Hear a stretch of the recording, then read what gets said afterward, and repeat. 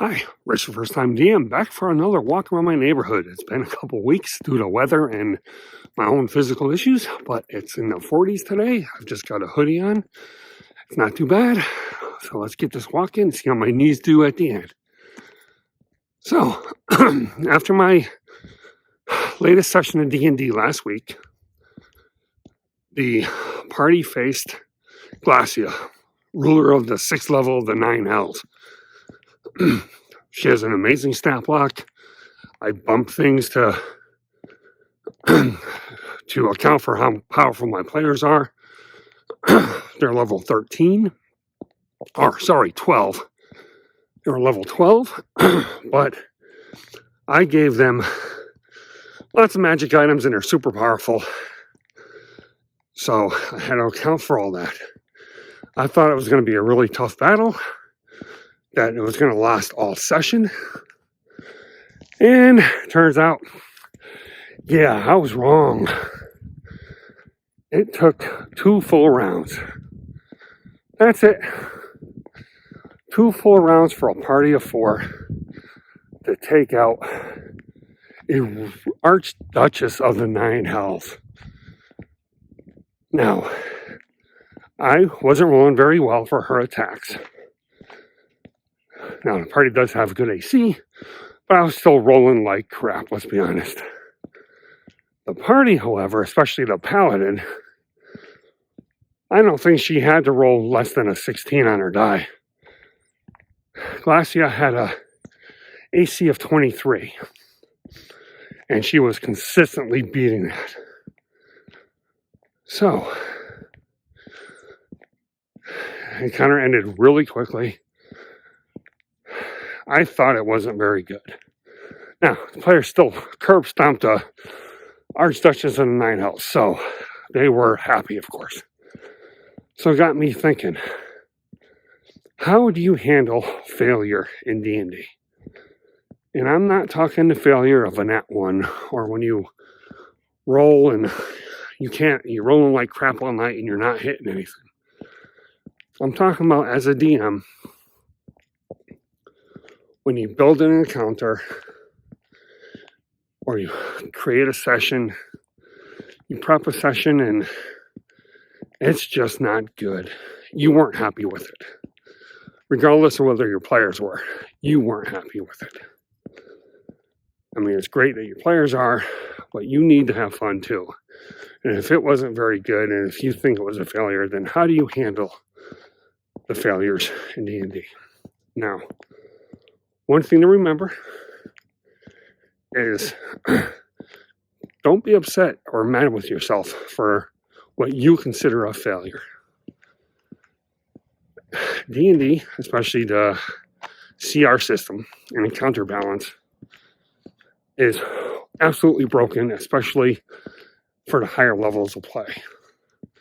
So you can't really blame a DM if the system they are running is designed for them to fail as a DM and when it comes to creating encounters. So don't be too hard on yourself. I know it can be hard not to, but try not to be. CR system doesn't take into account party balance or magic items. So a CR1 creature can TPK a party, whereas a CR23 creature, the party rolls through her in 2 rounds. So don't be too hard on yourself. Second thing you can do is just always try to make sure that you did the best you could to prep. That you went through, you balanced the encounter as good as you could. You made sure action economy was even. You made sure that hit points and AC were balanced to where your BBG wasn't just a big old bag of hit points, but did a lot of damage as output. Could resist some damages. You gave them legendary actions and legendary resistances and spellcasters, and you had several.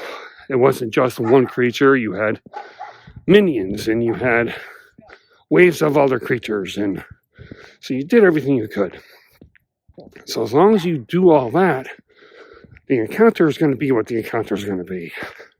The dice gods may love you one night and hate you the next.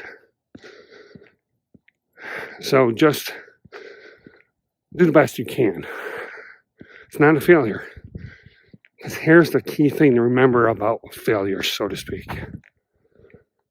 You learn more from failing than you do from succeeding.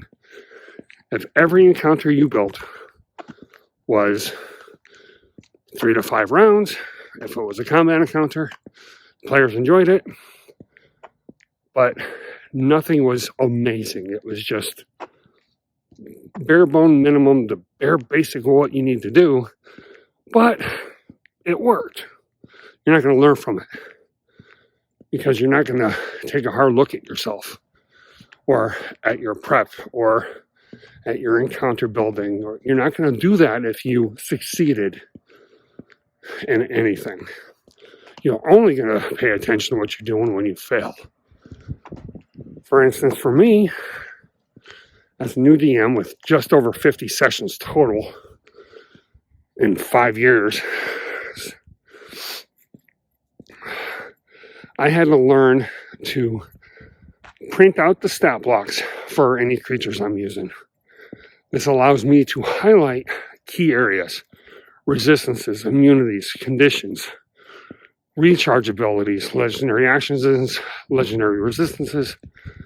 By printing them out and highlighting these in different colors, I can quickly look at a stat block during combat and know what to do in any given moment. Know how to adjust. Know what damage to take or what damage to give. Not to miss a saving throw that the player should be making, that kind of thing. So I learned. And even then, I still missed those things during encounters because I'm focusing on 20 million things as a DM. But you can take the steps, you learn from your mistakes, so you know how to adjust and what you need to do better. You know, if you need to have trackers for uses of reactions and something to identify a recharge ability you need to use. You know, if there's something you need to do like that, you'll learn that from failing. So that's where session recaps come in handy, where you sit down and review what went right and what went wrong for you as a DM. The things you know you missed, the things you know you could have done better. But also, here's the key thing too, is talk to your players immediately after the session if possible.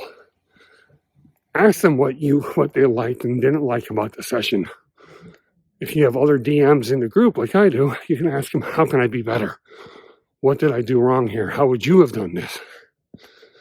So you can learn from failures. Because every DM is different.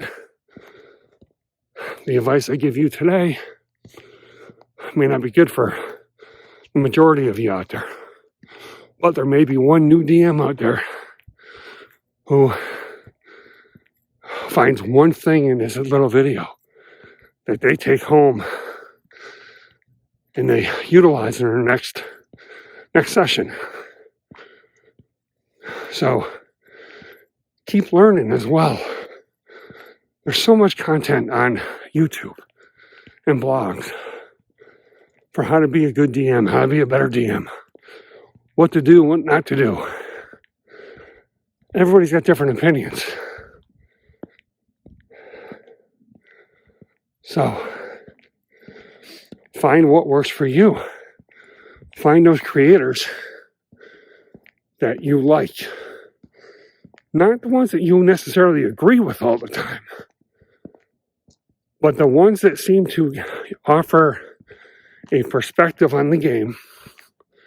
Because let's be honest, there's a lot of perspectives on this game that you tend to like. You like their viewpoint, you like their style, you like what they specifically talk about that maybe somebody else doesn't. But the key is to keep learning. I am constantly watching videos, constantly asking for feedback, constantly looking for answers, and constantly reviewing what I did to see if I can be better. Because that's the key. I want to be better. I want to run a game that is amazing, that has no mistakes. Well, here's the kicker. Even the greatest DMs in the world, Matt Mercer, Brendan Lee Mulligan, none of them run a perfect game. Not a single one. They all make mistakes. Even recently, watching some shows with guys like Mercer and Mulligan running, little things that Matt forgets to do, whether it's concentration or having a player make a concentration check, or having a player do something that isn't within the rules, that I don't think he actually homebrewed, that it just missed it. You know, nobody is perfect when it comes to this game. You can't be. When a game is thinking on your feet and improvising and going off the random chaos that is the dice, you're going to miss something. Nobody knows all the rules. Nobody knows how to build anything properly and have it come out perfectly. It's not going to happen. At least not for those of us who have full-time jobs and are also doing content creation on the side, which is a full-time job, and just trying to prep for a session can be hard. Sometimes you don't have 6 hours, 8 hours to sit down and really hammer out a combat encounter or a session. You got other things to do. I don't care who you are, you've got other things to do. So keep that in mind too. This game that requires a lot of thinking on the fly and hoping for the best when you create an encounter, that you're not going to roll all threes while your players aren't rolling less than 18s all night. Because guess what? You can have the perfect encounter, but you're not going to be able to beat the dice. You're not going to be able to beat when a player remembers to have one spell or ability that completely and utterly changes your encounter. Happened to me. I was looking at my player stuff to make sure I was balancing the encounter the best I could. Didn't realize or didn't see that the player had a daylight spell, which would totally kill the Shadow Lord demon encounter, which was hoping to have everything in shadows, and daylight kind of ruins that. So that was a complete change. So we all fail. I know my players are happy. I think they enjoy what I do. But I know if we were to really look down and grade what I do, I know I'm not good yet. I'm still working on it. That's why I'm Rich the First Time DM. I don't care. It's just everybody's still learning. And I'm a perfectionist, so let's be honest.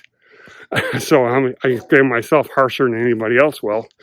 And chances are, so are you. If you're watching this video, you're looking for tips on how to handle failure in D&D. So,